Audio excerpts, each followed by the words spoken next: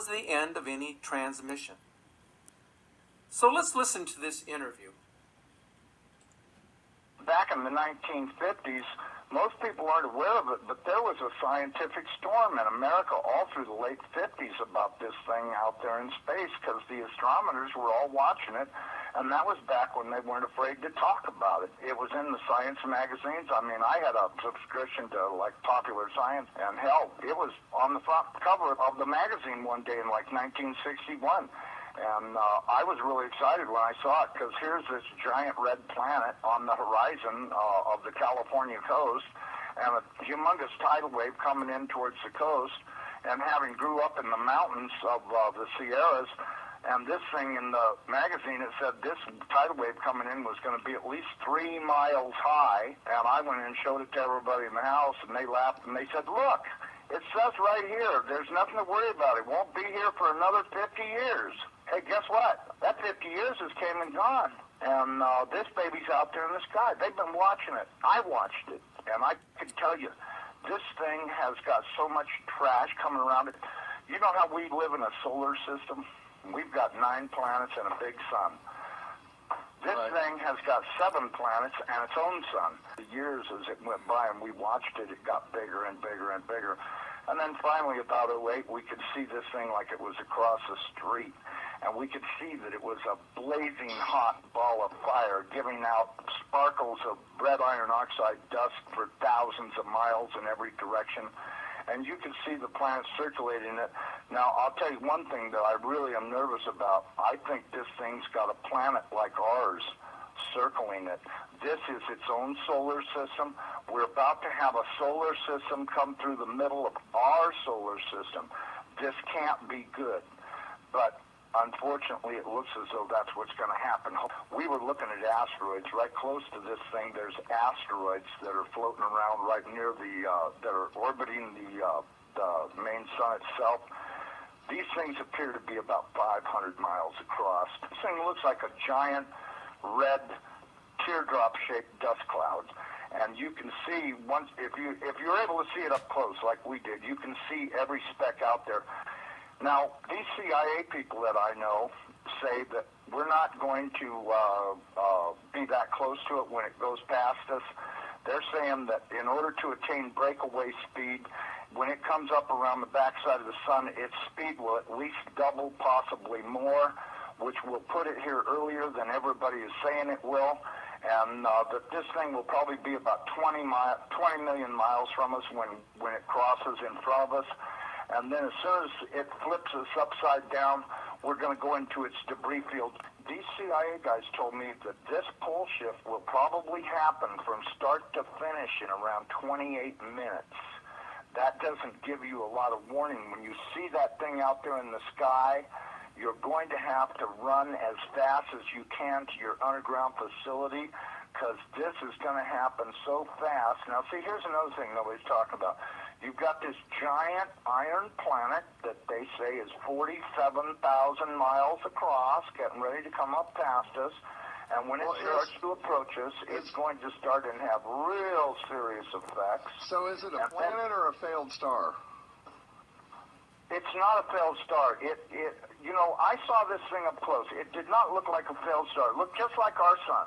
Right. Okay? Would you call our sun a failed star? No. Okay, well, you had said planet. I wasn't sure if it was like a failed star brown dwarf or a full sun. So it's a full sun? It looks to me like a miniature sun, just like the one we have. The only difference is our sun is giving off flames and stuff, and this one's doing the same thing as it, but it's giving off this red iron oxide cloud of dust around it, and until it got close, we couldn't even tell what was in there. We could see it was hot, and it looked like it was just a dull red when we were first able to discern it through the red cloud. But as it approached, it started to become more apparent that this thing is just orange hot. Right. And it's got this enormous, and I mean enormous, at least 50 or 100,000 miles on each side of it, this red dust cloud that goes all the way around it. I know when we were watching it, as it started to make the upward swing to approach behind our sun, it was amazing. The red dust cloud settled down. Instead of being around, it started to settle down into a V like wings, upside down wings. Right. And I thought, boy, I wonder if that's where the ancient Sumerians got the idea this thing had wings, because, you know, centrifugal force is a funny thing. When it comes back up around the planet, when we see it in the sky, my guess is it's going to look like it's got wings, because centrifugal force is going to be pulling the red iron oxide dust and particles out to one side. This thing's going to look like a big red dragon, exactly like all the ancient Sumerians and the Chinese and all the rest of them that had documented this thing's passing before. It didn't look like a white ball or a snow cloud or nothing. It looked like a big red iron oxide dust cloud with a superheated star in the middle of it. And I mean, you know, and that's what we've seen. So, you know, I don't care what anybody else says. There's a possibility there's more than one thing out there. You know, I watched it through the Hubble Space Telescope, and when this thing looked like it was across the street, the Hubble got cut off and they encrypted it, and that was the end of any transmissions we had to watch. And we know that the Hubble, in order to be in the shadow of the Earth, had to be at an angle, and so that meant it was looking downward.